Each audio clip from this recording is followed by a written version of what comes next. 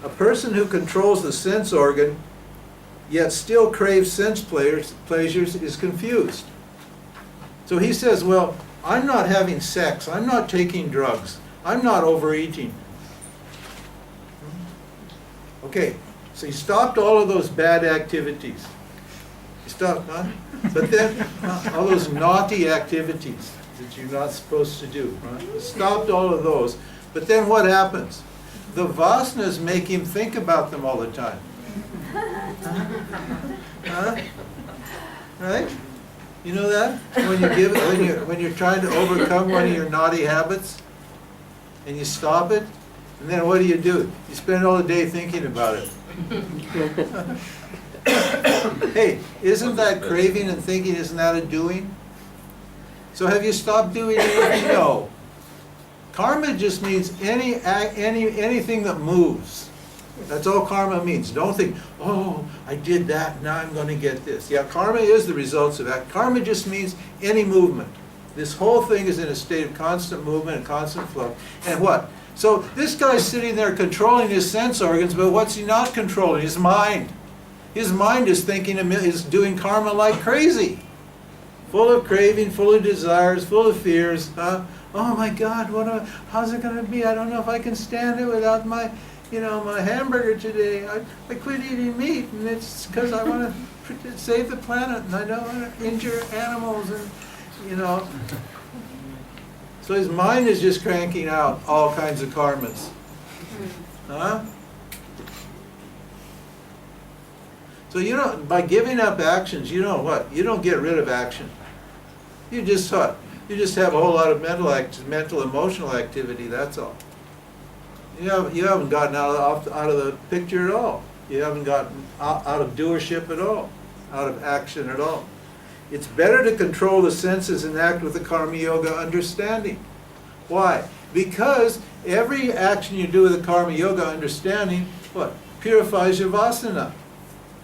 It purifies the vasana that what? Is operating at the time. And therefore that vasana isn't replicated, isn't reproduced, and therefore the pressure and the tension, the stress that's associated with these desires and fears is reduced through the practice of Karma Yoga. It's a stress reducer. In other words, the mind gets quiet. It stops cranking out all this stupid mental karma and emotional karma. That's what he says. It's better to do Karma Yoga than just sit there and try to control your senses, control your life, and stop doing things, because you're just going to be thinking about what you're not doing, because you're fighting against your vasanas all the time. So why not exhaust your vasanas in a dignified way with the right attitude, and what? Your mind will get quiet in that way. Simple. Then every action that you do becomes a yoga. That's the point. You don't have to go anyplace else to do yoga. You do yoga right where you are in your life every minute, because you're doing action all the time. So every action becomes a yoga. How cool is that? Yeah, that's great. Because action is superior to inaction, you should do what has to be done. It's even impossible to maintain the body without action. Now there's a lot of, what kind of action should I be doing? What? Eating? Well. The actions in line with your dharma. That's true. Karma Yoga. There are three types of actions motivated by the three gunas. This guna model, you're going to see it coming up all the time. And I'm going to save the big teaching of the gunas till the chapter where it appears later on, 13th chapter, the gunas. And there are three kinds of karmas here. And we're talking actions now. And if you're going to do Karma Yoga, you're going to have to change your lifestyle. Okay? You don't want to change your lifestyle, forget it.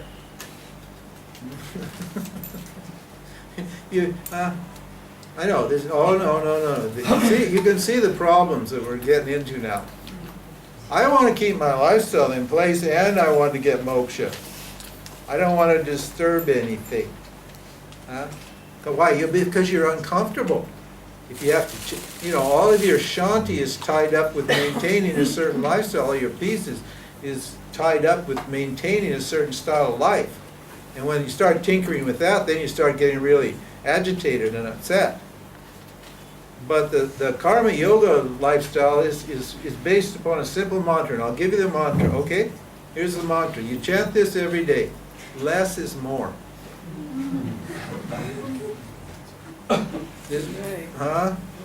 You get that? Less is more. The less karma you have, the more peace of mind you will have. And the more karma you have, the more what? Agitation you're going to have. So there's all kinds of things in your life that you don't need to do. They're totally, absolutely, ridiculously gratuitous. They're a waste of time. So you start with those first. You get down to the big ones later on. There's a lot of things you think are really important that are also gratuitous and a waste of time. But let's just get rid of all the tiny little small petty stupid luxurious things we do every day that keep our mind agitated. Make it very simple. I have a friend, he's a really cool guy, but he spends an hour a day in the bathroom. Now I can understand maybe a woman doing that.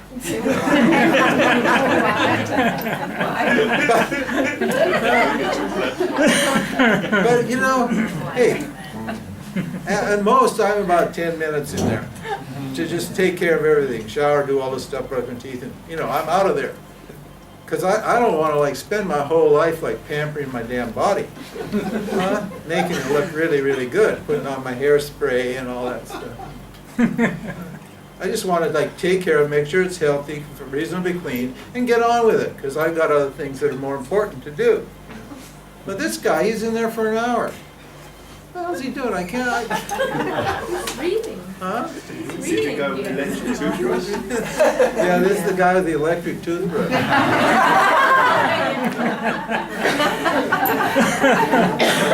That's right. So less is more. Now, and the type of activities you do, right, contribute to what?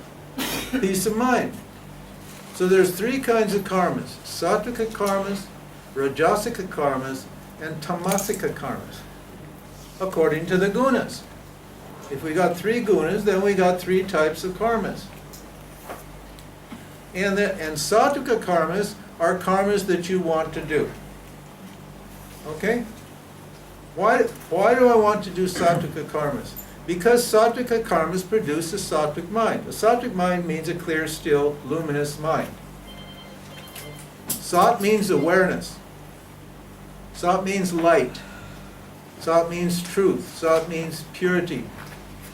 Sat means, And so sattva is the quality of light or luminosity or awareness. In other words, operating at the mental level, at the subtle body level. That's called sattva. And we want the subtle body to be sattvic and pure and luminous. Why? So the reflection of awareness can be investigated. Our mind, in yoga, our mind's turned inward. We're looking at the self, reflection of the self in the mind. And if the mind is dull or the mind is agitated, are you going to see the self? You're not going to see the self. If it's dull, you won't see anything. If it's rajasic, you may feel some kind of energy. But that's not going to help you to identify the self, because the self will just seem like it's dancing energy. You see in the spiritual world all these people chasing Shakti or energy, the energy junkies. That all they're doing is like tuning into the rajasic aspect of of the subtle body. When the subtle body's in the rajas, and they feel that energy. They like that. It gives them a sense of excitement. But we're at what we want, because we're inquirers, And an inquirer is what? Why are we inquiring? Because we want knowledge. And knowledge takes place in the mind, and the mind should be what? Sattvic. So the what? Knowledge is clear, it's true to its object. If the mind is distorted with desire and dullness, you're not going to see what's actually there. So we want sattvic mind. So we need to perform sattvika karmas. Because that's how you produce sattva, is by doing sattvika karmas. Now we're going to talk about all three of these karmas. Okay. Sattvika karmas, these are scripturally enjoined karmas. That is, these are karmas that in the Vedas are meant to be obligatory. If you want a pure mind, then you need to do these. Now, if you're following Vedika Dharma, and probably nobody in here is a Vedika. Maybe there are, maybe one or two people are. Because we're Westerners and we don't even know what Vedika Dharma is, basically. But that doesn't mean this doesn't apply to us and we can't adjust these teachings to our own lifestyle and to our own understanding. So, these are called nishkama karmas. Kama means desire, and these are what? These are karmas that are not motivated by your personal desire. Except what? The desire for moksha. These are, we're assuming that what? I just want to be free. But they're not motivated by desire, anything other than a desire for freedom. That's why I'm going to do sattvika karmas. Naish kama. Kama means desire, naish means not. So it's not your personal desires. This is what the desire to be free is Ishwar longing to be free. It's not even personal. So you want to do sattvika karmas, huh? And personal karmas would be what? Desire for money, sex, pleasure, all this sort of stuff. Those are not going to get you free. Those are personal. Those are going to make me secure or give me pleasure or something like that.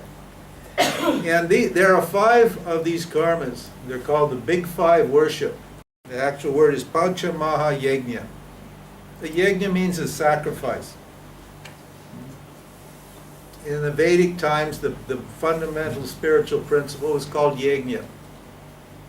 And it was a really cool thing. The communities came together. We're all longing for that, you know. All the spiritual people want to go back to the early times, the Vedic times, to that Sat Yuga, when everybody was a community and they all worked together. And what they do was, in the old days, once a year, or however often, I don't know how often it was, the community people would, save up parts of their, whatever it was they were producing for the society, and they'd get together and they'd build a big fire in a kund. Kundalini comes from that. You can actually see on the temples of Vishnu and so forth, you'll see this white mark with a red flame in the center. You don't know if you've seen it. You probably don't know. Anyway, that symbol goes back to Vedic times. It means a kund. And in that they would put a fire, and then you'd offer a symbolic portions of, of whatever it was. The shoemaker would, they'd toss in an old shoe to symbolize that. Whatever extra he had would then be distributed to the community. The guy who had egg, a chicken farmer would maybe throw in an egg and then distribute the eggs and whatever it was. I don't know how. Or grain, the farmer that grew grain, they'd throw in a bit of grain, and then they distribute the excess to the community. So it was a way of what? Honoring your relationship to the total, to the world around you. It was making a contribution, giving back something, appreciating what had been given and giving back. Thanksgiving, for example, is in our culture is one of these yajnas, is a kind of yajna. Somewhat lost its significance, but maybe not.